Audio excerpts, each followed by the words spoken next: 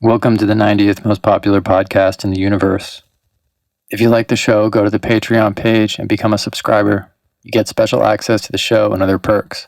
If you want to sponsor an episode of this show, you can promote anything you want. Just send me an email at info@cameronadair.com.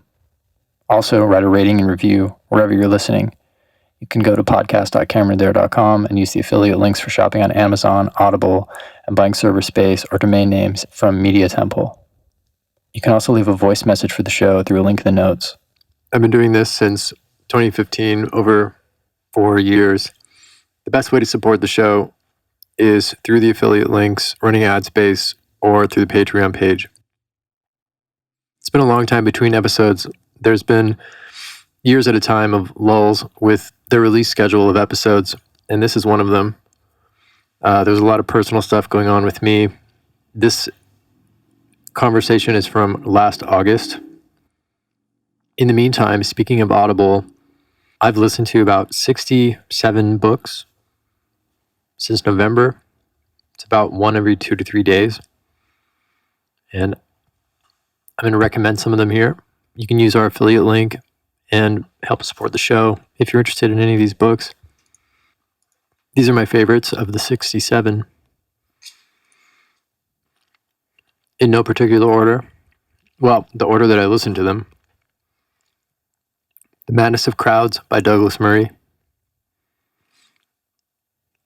Outgrowing God by Richard Dawkins. Hitch 22 by Christopher Hitchens. Darkness Visible by William Styron. The Audible version of Crime and Punishment is good. The Indifferent Stars Above by Daniel James Brown. It's a book about the Donner Party.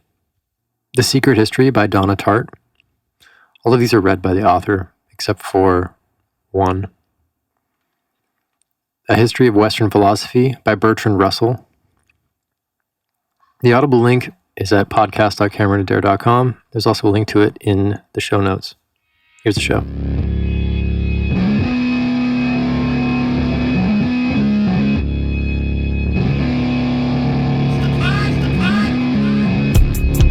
This is the Cameron Adair podcast with me, Cameron Adair. This is episode 32. Today on the show is Marquita Everett.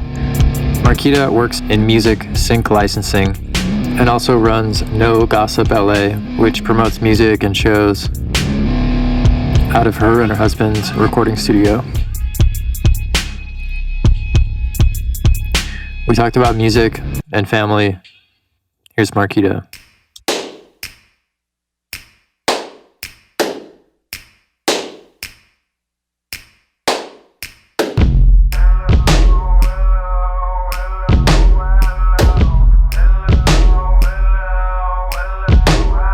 Welcome. Thanks for doing this. Yeah. Glad you made it. My first interview.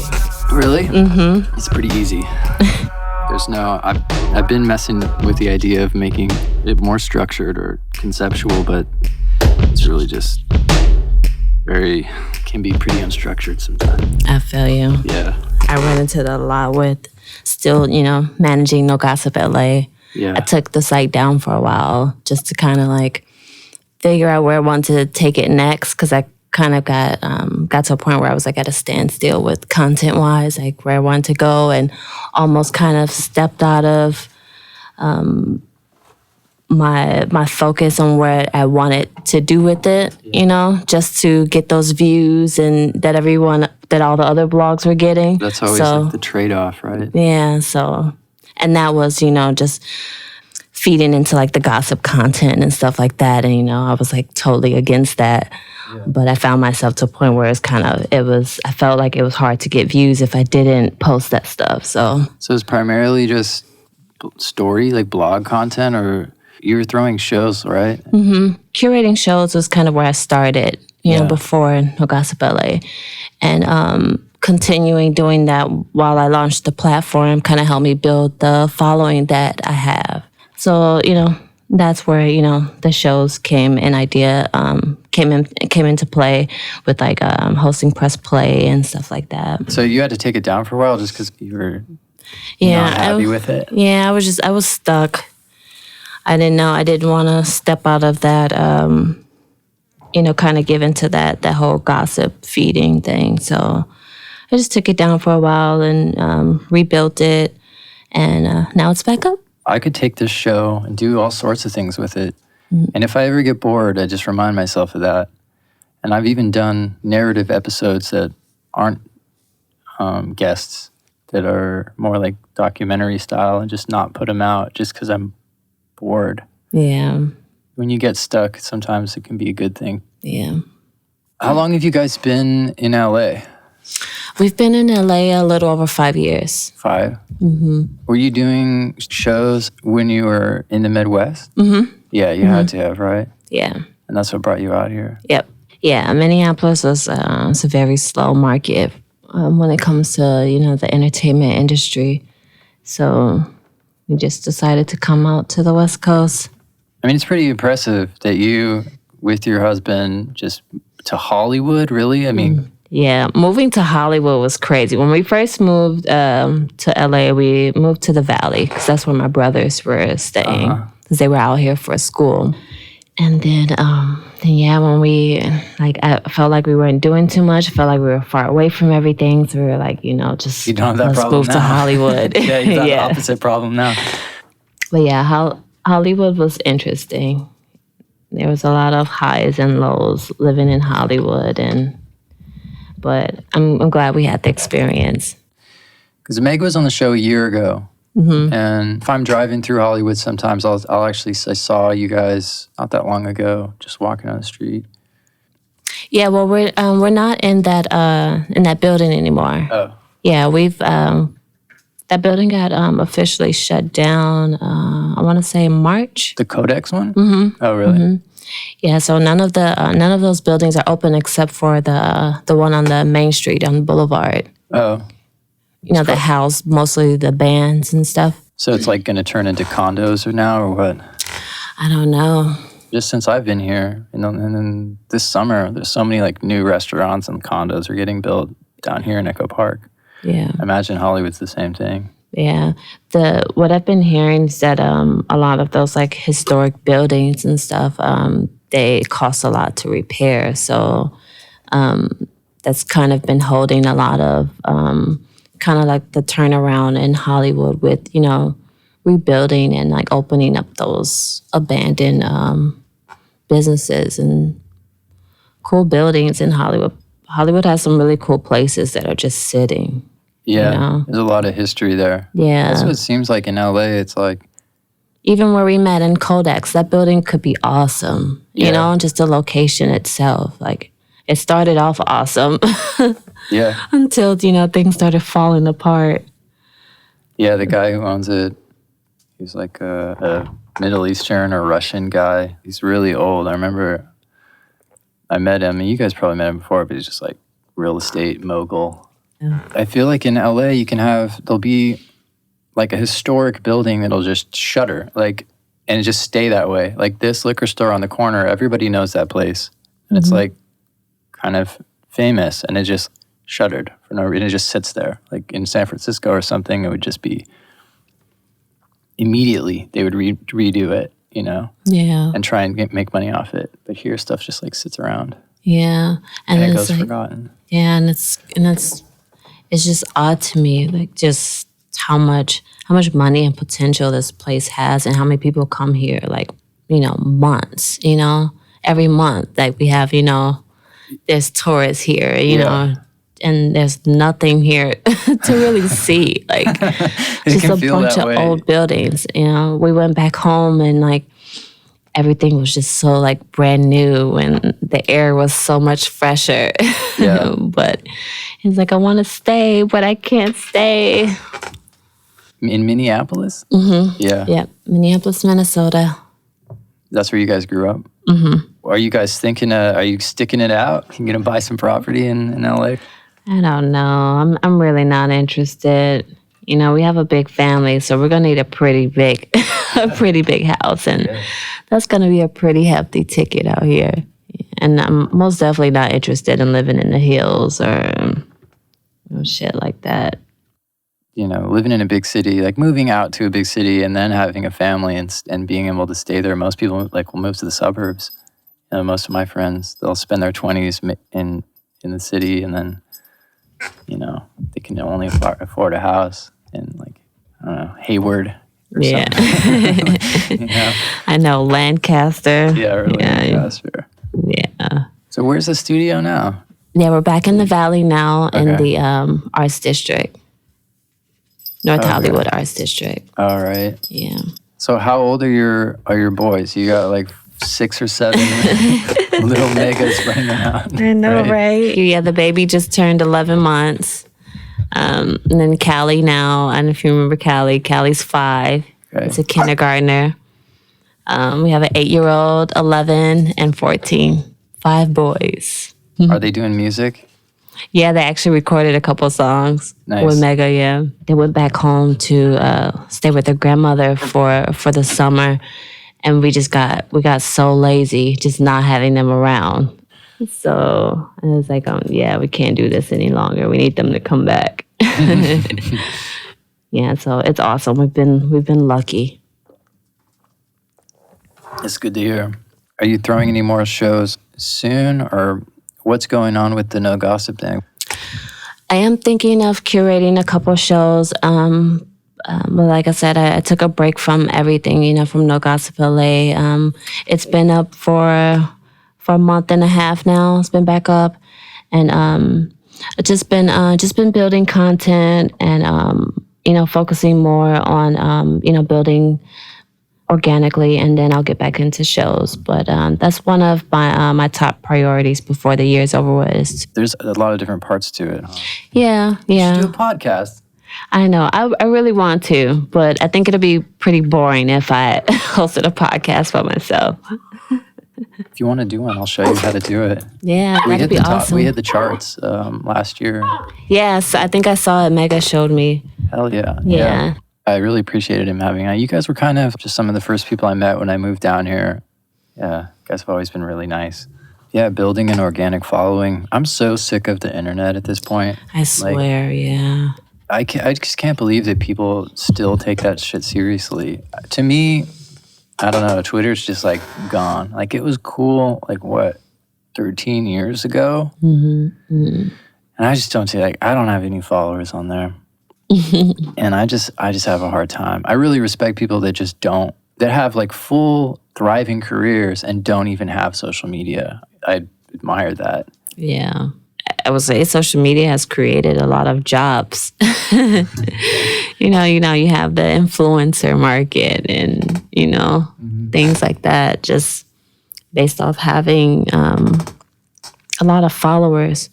But it's most definitely interesting. If I didn't have the platform and kind of needed that voice, I probably wouldn't be a social media person either.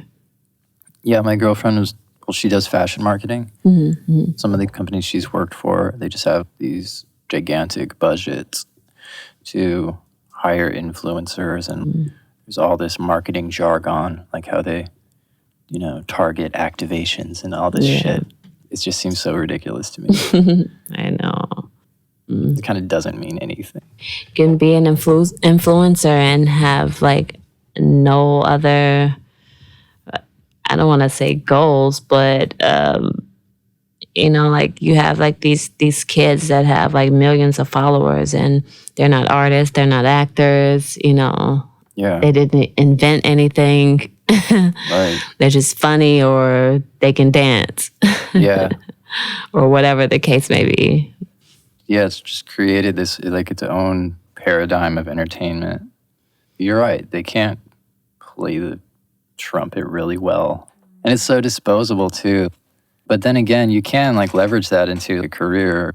I mean, I've seen some do it. Now you have a lot of them that are now artists and that are recording music and putting out singles or albums. What's the one guy the boys watch all the time? I mean, CJ So Cool. I don't know. Have you heard of him? No. I know. Is he a YouTube guy? Mm-hmm. Okay. And he has kids. They're always from somewhere weird. They're always in Newport Beach or Yeah, I think this kid's in Vegas. He's in Vegas? Mm-hmm. It's just so goofy to me, though. They just I guess, come up with clickbait concepts for that make people watch their video. Mm-hmm. And they all have those weird, like, kind of race car chairs. Right. My son, they watch YouTube all the time. Yeah. I don't understand it. They just watch people talk. Right. It's like, well, my little brother is, I think he's 12. And he was just in town, and yeah, he's really into Fortnite. He just sold his Fortnite character on eBay for $1,000. What? Yeah. I don't know. This is like my doorway to this world, to like the teenage boy world. The school made him stop, but he was buying candy in bulk and selling it at school for a profit. That's funny. That's the same thing my son was doing too. He was like selling chips and like little Gatorades at school. Yeah. And then by the end of the week, I'd say he'll make like $30 a week. He'll do that for 2 weeks, and then he's like ready to go buy some shoes. Yeah, exactly. And I'm like, why don't you just keep going, just keep saving? But he just couldn't. Every 2 weeks, he wanted to go buy a new pair of shoes. So I was like, all right, well, yeah. At least it's his own money. You have to buy 10 pairs of shoes if you buy 2. Mm-hmm. Or not pairs, but 10 shoes if you buy 2 pair. You buy 2 shoes for one of them. Yeah, and they go through shoes like crazy. My Carter puts holes at the bottom of his shoes. Why? Like, is he skateboarding or what? No, it's like, I don't know what he's doing. It's like like let me find out you're like Speed Racer or something, or what's the Flash Kid? And just burning holes at the bottom of his shoe, like way at the bottom. I don't know what he's doing. They all go to the same school? Are they 2 different in age? Yeah, so now we're at 3 different schools. And they just started this time of year. Mm-hmm. Yeah, they just started about 2 weeks ago. The younger boys, they still go to school in Hollywood. Performing arts school, actually. Okay. Yeah, it's in Hollywood right off of Sunset, near the studios and stuff. Like, as a parent, you want to support everything that they do young, especially now there's so many like young entrepreneurs and stuff. So it's like very important to us to kind of, just kind of support them when they're really into something. Like my son's really into basketball, and he wants to train and go to the park every day. He wants to wake up and, run before school. So, help by waking up and, to go on his run. So, just keeping him into things like that. And, like you said, like music lessons and stuff. But with us, like, we've been lucky to have friends that are, that are really good teachers and stuff as well. So being able to like barter with them, or them really wanting to be involved and, teach them. So teach him to work on his 3-pointers. right. Or, give him piano lessons or surfboard lessons. I'll give him piano lessons. That would be awesome. Which I'm trying to get into that. Someone else suggested that I do that as a side. Yeah, I think that would be cool. Even drum lessons. I'm not good enough at drums to give a lesson. Maybe beginner lessons. The basics, huh? Yeah, just the basics. You thought about college? Mm-hmm. I would not want to have to deal with that. I'm sorry. It's so expensive. They're just scamming people now. I think it's just getting worse. They're just like, you're going to have debt. If you go to a really good school, like, from my perspective, so many of my friends have debt from private liberal arts school now still. Yeah, same. I know a lot of people that are even, they went to school and they're not even, using their degree, and still paying back, student loans. And that's one thing my father, he didn't like press us to, to go to college, because that was one of the things like, he kind of pointed out as well. But I went to a really great high school back home called High School for Recording Arts. So a lot of, what I'm doing now, I learned from there and, from my father. So in high school, I started my own company, so that was awesome. And I think learning by experience is always best. It's always been best for me, But there did come a time where I was kind of where I felt like I was stuck, on what I wanted to do or where, I wanted to be. And I felt like I should have went to school, and had a degree, because that's, just being able to apply for, jobs at, a record label or, different things like that. Yeah, they want that. When you think if I had an MA in something that it would just like equate to a job, but it's not necessarily the truth. Even going I went to a really good college and I brought a lot away from it that has helped me, but the fine art program at CalArts does not roll over into a job at all. Yeah. But it sounds like, weren't you guys a recording arts high school? That's pretty unusual. Yeah, there was no other school like it.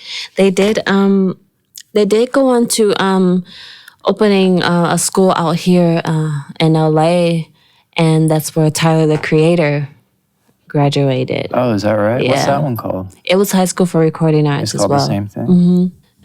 But yeah, it was really awesome. I started there my sophomore year of high school, and started working for the school record label. My passion was to become a singer, R&B Really? artist, yeah. But then I started working for the school record label in the marketing department, and I stayed there. I started putting together shows, little like talent like showcases for the school, and just having like some of like the artists, like the kids that I met at the school, and having them perform. It's like where I wanted to be. Yeah, I saw Tyler the Creator on Fairfax not too long ago. Did Mega go there too? Mm-hmm. Oh, he did? Yeah, that's where we met. And then that sort of segued into like licensing? He got a licensing gig while he was in high school, and he's been working with that company ever since. And then and then when we moved out to LA, he started his own and built his own catalog. So Right. yeah, It's such a difficult world to break into. not really though. You don't think so? Not at all. It's just you just gotta have the right content. A lot of musicians or artists, they're kind of like stuck in their ways. I guess I would really say that, but it's not hard at all. There is a technique to it and a skill you have to have. As a lot of times, the job can be specific to a certain thing. They say, I want romance type music. You have to know how to deliver that, and execute that for them. But other than that, it's a really cool income, especially for an independent artist. Yeah. To get something of yours synced onto a major network as an artist.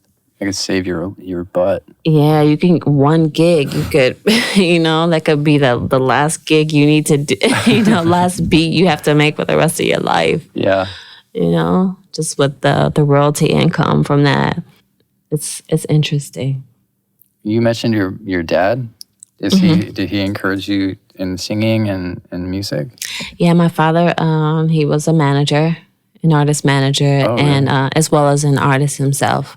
Oh yeah. He had a little R&B trio coming up, and they did a lot of like local shows around the Minneapolis area. Huh. Minneapolis, St. Paul area. So never been. I've been to Chicago and driven across the country, but never to the Twin Cities. Yeah. You gotta come. Like I said, when we went home, we for the summer after school, the school year ended, and we got a chance to stay for like a month. I almost didn't want to come back because I missed Let you it. stay with your parents out there? Yeah. My mother lives out there. His mother still lives there. So we spent a little time in the hotel, and then but the boys, they didn't stay with us at all. They went to an auntie's house. So someone really wanted to go to grandma's house. So it was cool. Well, I think Mega needs to produce your album. He's been trying, but it's been me. I'm like, I'm too old now. And I'll play some guitar on it. You're too old? Yes, no such thing. I'm way too old. No such thing. Let the boys handle it now. You need to have a midlife crisis and do it. Maybe when I'm menopausing or something. Your voice will be gone. Your voice will be too low. Is there music on your mom's side too? My mom, she did backup vocals for my dad when he was with his group a couple times. She has a voice too, but she doesn't use it. Yeah, they did do I guess you kind of say like a little EP. Yeah. Yeah. I still have a copy of it too.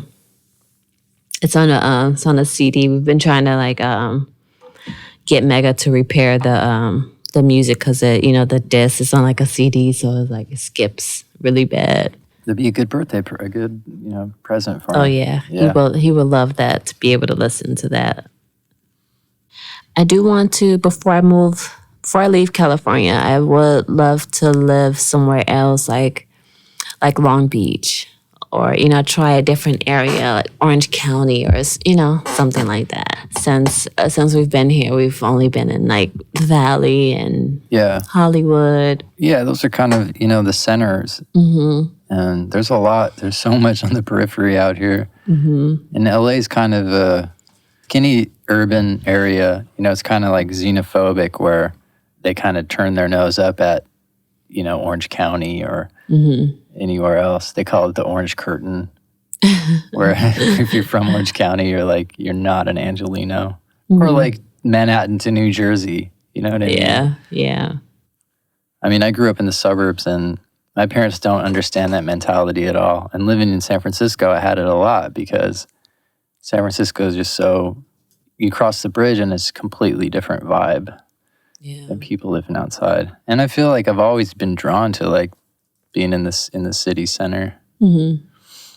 But it's kind of, I don't know, it's always felt like a young man's game, being in the big city or being in the big urban area.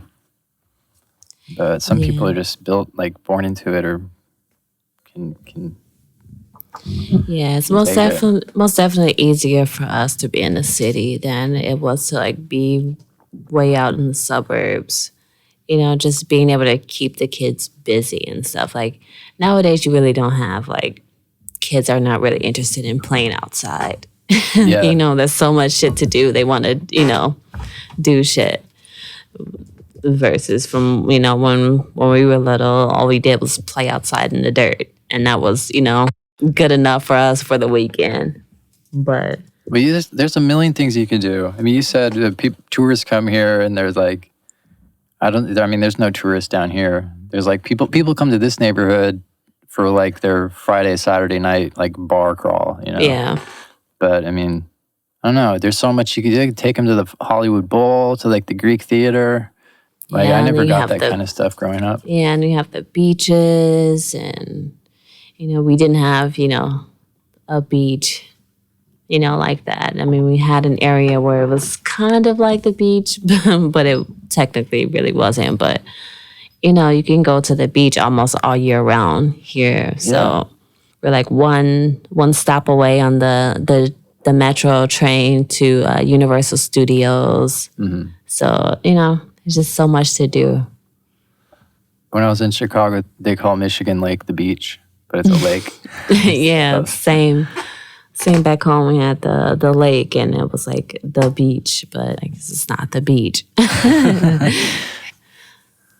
But so far, I'm not really interested in settling down here and just being here forever. Unless there's like some huge change in, the growth of the city and like cleaning it up. When traveling, I can most definitely tell the difference in like the air quality and just, just people like the mental health of, of people in different areas. Yeah, it's true. It's like really kind of separates you from being an animal, a human, when you're in like all this artificial light and just like all the food is just, especially in LA, there's no water here. And the water's so dirty and the air is so dirty here. Yeah. Yeah, it can mess with you. I mean, people who live in Manhattan statistically live longer. Like all the things that you would expect in a major city, Los Angeles doesn't have. Yeah. There's no water here. Like there's no food here. It's all shipped in. I'm always afraid to eat sushi or fish in LA because like there's not, like the ocean's pretty far away. I swear, like it tastes different too. Yeah. Like than like back home and stuff. Like the food is most definitely different. I've people say like like the restaurants are the best here. It's like where are they? Because I Compared haven't to found what? like I maybe have like maybe 5 places that I like really love the food. But I've been here for 5 years. I should have way more than 5, favorite restaurants. Yeah. And the city's so big. The Michelin Guide, which is the most respected resource for really high-end food, they don't exist in LA. They did up until I think 2004 or 5, and then they left.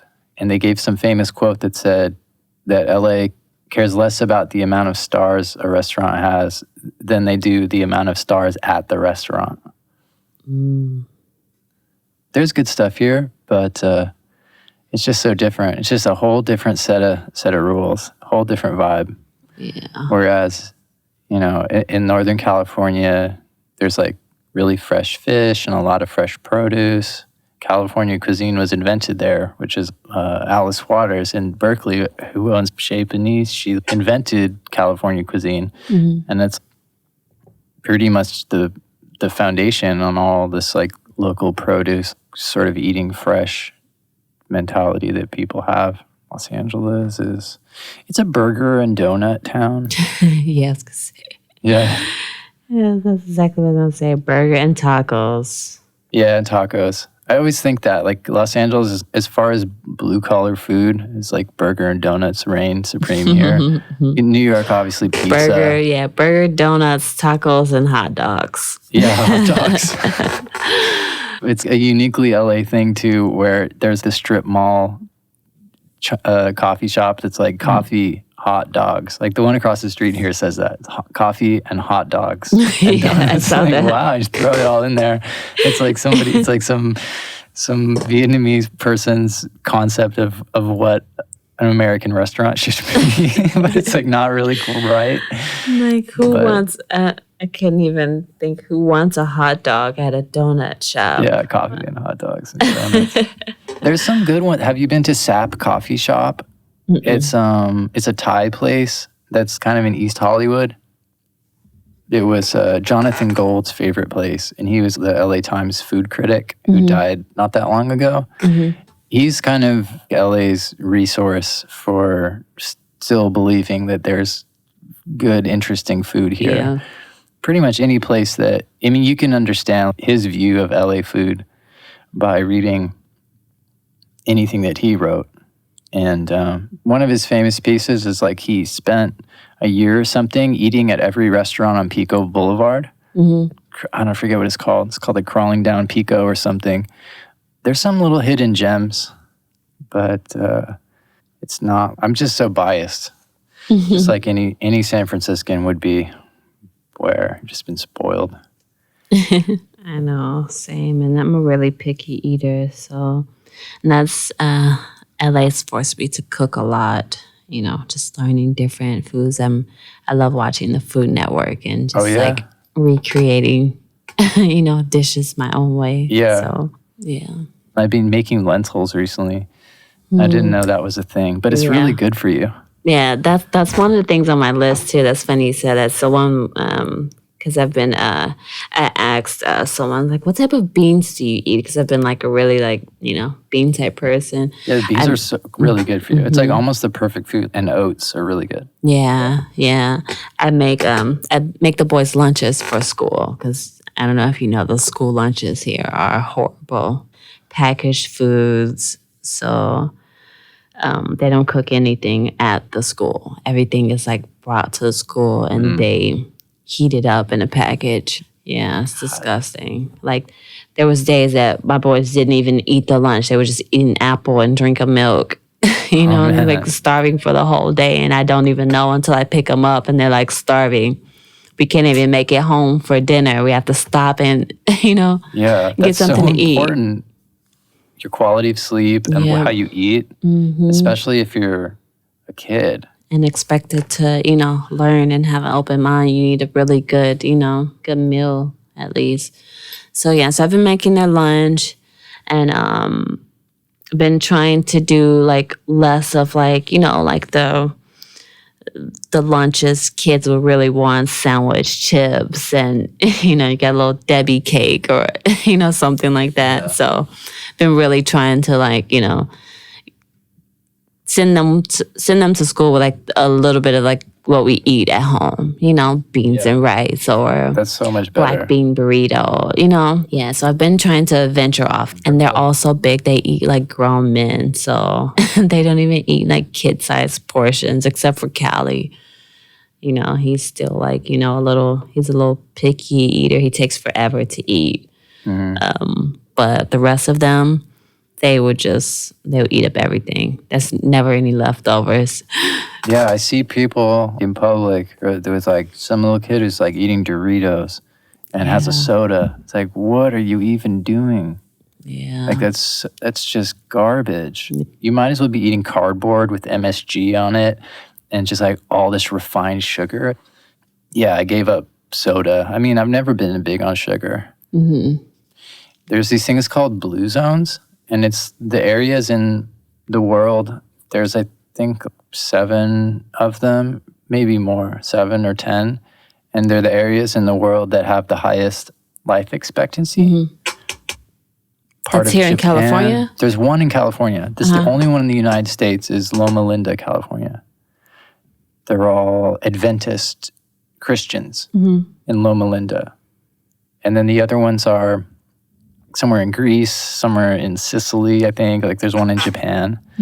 And I mean, it's different in every one, but there are like a lot of similarities.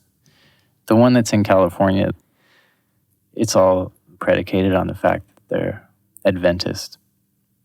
So they don't drink alcohol, they don't eat meat, I think. Yeah. Yeah, they like retire at 105 or something. Low on meat, sugar, fat, and the toxic processed foods. Right, yeah, they're not eating Goat's milk, Doritos. Red wine. Yeah. So you don't have to cut out alcohol completely. I could do that. Alcohol makes me sleepy. Yeah. It makes me hella sleepy now. So I would prefer to not drink. I could be like in the middle of the nightclub and like yawning my ass off. That's probably a good thing. Just off of one sip. A lot of people are going like vegan and stuff like that. Like I couldn't do it. I could eat less meat, but giving it up completely.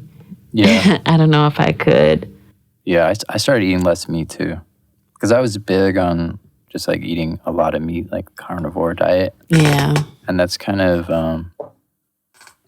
where they call it ketonic, where you're not like processing any carbs. Yeah. And you're just, you have like ketones in your blood. And I was doing that for a while, but yeah, red meat's probably not that great for you, but it is delicious. Or like fried foods. I really like fried foods. Yeah. Yeah, I've been more healthy lately. I'm trying to turn my zone into a blue zone. What's the overarching concept for No Gossip? Where do you want to take it? I don't know. Where do you see it if it was like 100%, this has done everything I want it to do? The end goal is just seeing it as a major media platform.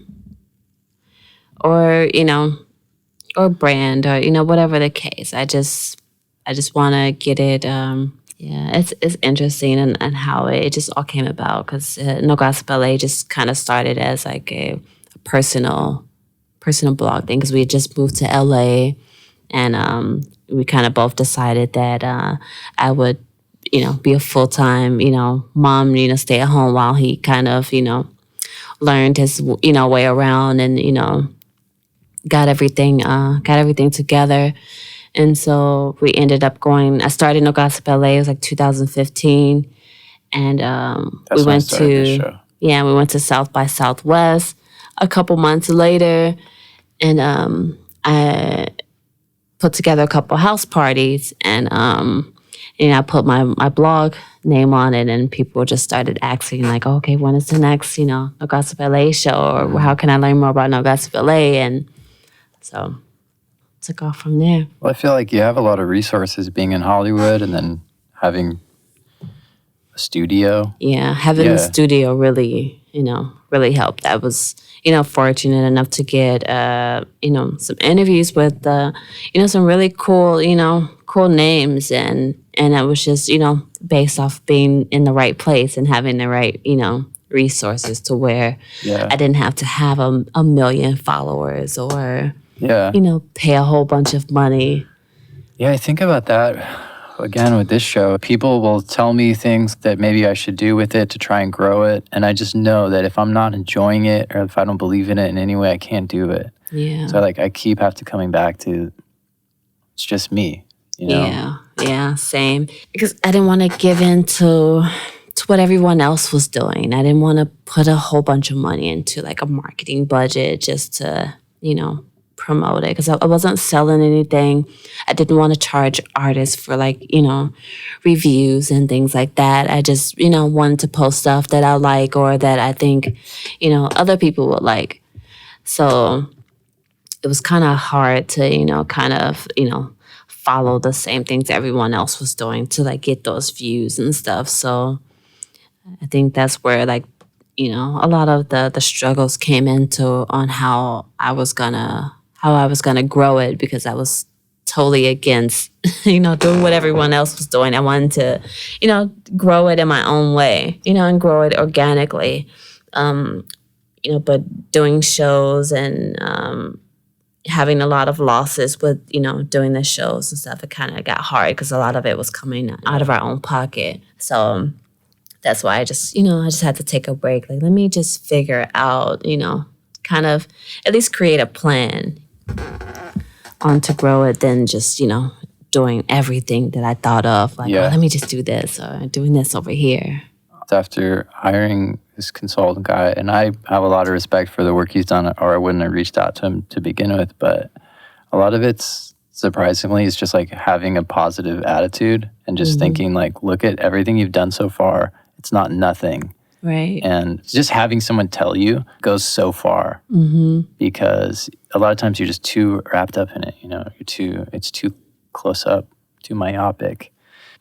Yeah. Yeah, that's most definitely needed. I would say at this point, for me, and that's why I also seek a consultant or someone that was in, business development, to kind of, help me grow it. And he's really all for it. I don't really speak about it, when I, step into a room. Mega gets on me about that all the time.